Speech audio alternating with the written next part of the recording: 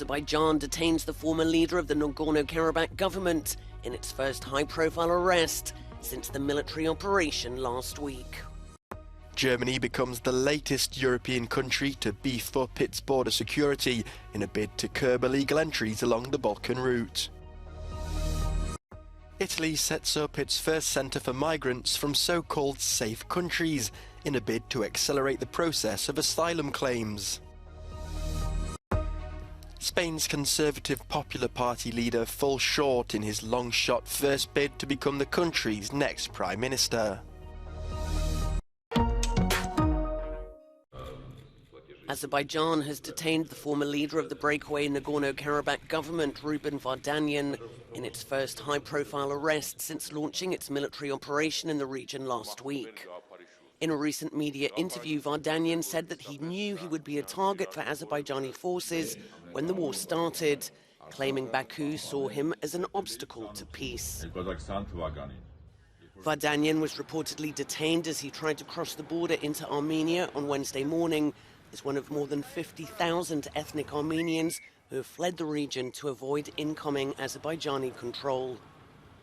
Those who are getting out say they're bringing what they can with them, but much of their old lives is being left behind.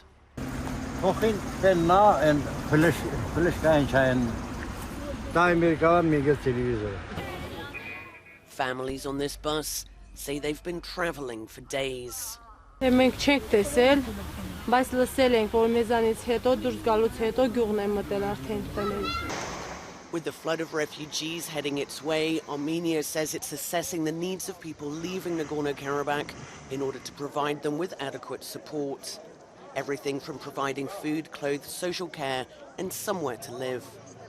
Azerbaijan says it's sending aid to Nagorno-Karabakh, including 10 vehicles and a field hospital, to help with the aftermath of the recent fueling station blast, which left dozens dead and injured. The foundations of the Schengen Treaty crumbling at the heart of Europe. Germany has become the latest country to beef up its border controls. Berlin says it has increased security along the borders with Poland and the Czech Republic to contain a sharp rise in illegal entries and asylum applications. Wir müssen das grausame Geschäft der Schleuser unbedingt stoppen, denn die setzen mit maximalem Profit Menschenleben aufs Spiel. Deshalb nimmt die Bundespolizei ab sofort zusätzliche flexible Schwerpunktkontrollen an den Schleuserrouten an den Grenzen zu Polen und Tschechien vor. The announcement came a day after police raids in Germany found more than 100 Syrian citizens inside apartments searched in connection with a smuggling ring. On Tuesday, Poland also tightened its borders with Slovakia, and on Wednesday, Slovenia followed suit along its southern border with Croatia. Germany's Interior Ministry says about a quarter of all migrants who reach Germany are smuggled in across the Mediterranean Sea and the Balkans route. Italy has set up its first centre for asylum seekers deemed to have come from so-called safe countries. The Italian government hopes the facility in the Sicilian port of Pozzallo will accelerate the process of asylum claims. It will house people who can't claim refugee status as they've arrived from countries not considered to be dangerous. It comes as Italy struggles to cope with severe overcrowding at its migrant centre on Lampedusa Island. Authorities have begun moving some to other locations after a recent surge in arrivals. The extent of the problem was highlighted earlier this month when some migrants broke out of the centre because of a lack of space and essential provisions. In an effort to reduce numbers arriving, Prime Minister Giorgia Meloni's cabinet is implementing measures against young adults posing as unaccompanied minors in order to claim state protection. The leader of Spain's Conservative Popular Party has failed in his long-shot first bid to become the country's next Prime Minister. Alberto Núñez Feijóo fell 4 votes short of the backing he needed in the Spanish Parliament to form a government. Estamos aquí, señorías, para que no se borre el resultado electoral. Estamos aquí para que no se arrincone, ni se anule, ni se silencie a más de 8 millones de votantes.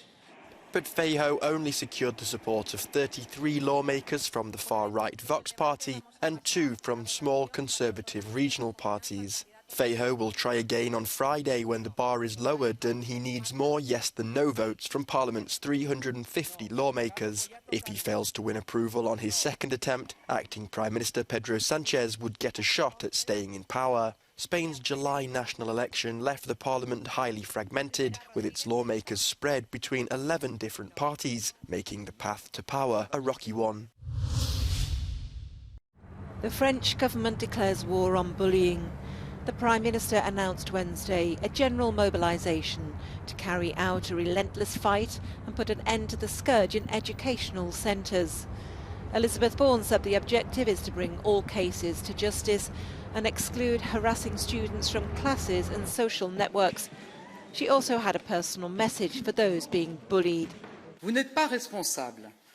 Ce que vous vivez est inadmissible, insupportable. De vos classes jusqu'à vos chambres, parfois 24 heures sur 24 sur les réseaux sociaux, pour vous, le harcèlement, c'est partout et tout le temps. Alors la mobilisation doit être générale, chacun a son rôle à jouer. Avec tout mon gouvernement, nous sommes à vos côtés et nous mènerons une lutte implacable contre le harcèlement.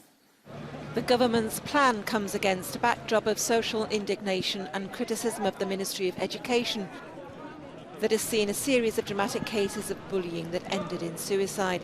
According to Bourne, this is a massive phenomenon that must be reported in schools and on social networks, one of the most relentless areas of bullying in current times. Ukrainian football teams are set to boycott UEFA competitions after the European governing body decided to lift a ban on Russia's youth sides. Restrictions had prevented Russia from taking part in the Women's European Championship and the World Cup qualifiers, to name a few. UEFA said in a statement that children should not be punished for the actions of adults, but clarified that senior teams at club and national levels would remain banned due to Russia's actions in Ukraine.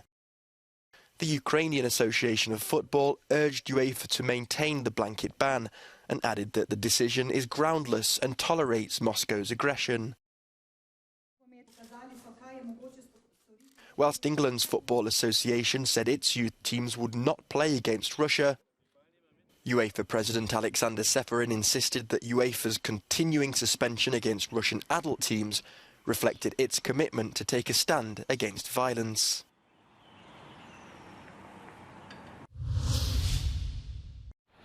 Despite the impact of Western sanctions, Russia's economy is now forecast to grow this year instead of shrink, as was previously predicted.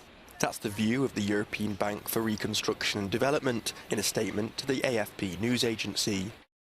In May, the bank saw Russia's GDP shrinking by 1.5%.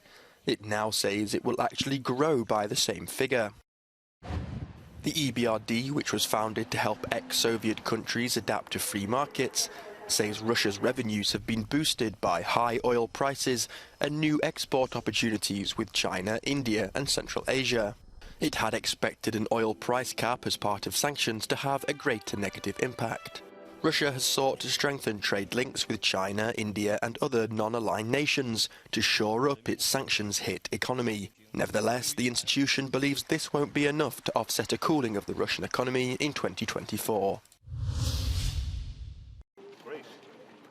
4 girls and 2 boys aged between 11 and 24 from Portugal have their first day of hearings at the European Court of Human Rights in Strasbourg on Wednesday, as part of a case against 32 European states. The Agostinho and others case accuses these governments of failing to tackle the climate crisis. The motivation stems from the 2017 wildfires in Portugal, which claimed more than 100 lives, with the case filed in September 2020. They say they're already feeling the effects in their daily lives and also fear for their futures.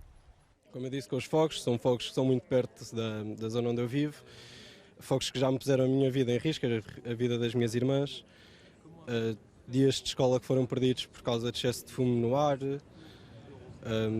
as minhas doenças respiratórias não têm vindo a melhorar propriamente. We're talking about the right to individual private life, family life, and also because they're young, their future is at stake. So they experience the climate harms for a much greater period of time. Therefore, we're arguing they're discriminated against.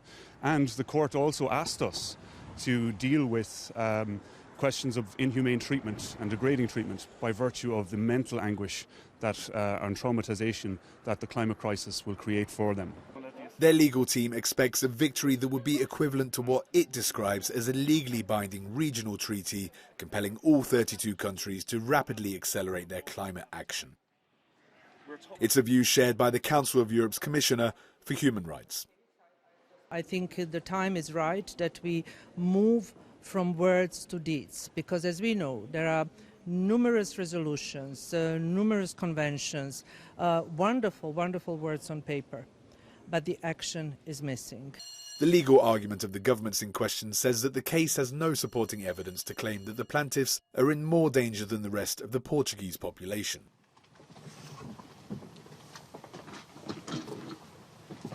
They say that they're already undertaking their mitigation commitments within the 2015 Paris Climate Accords. They are Cláudia, Catarina, Martin.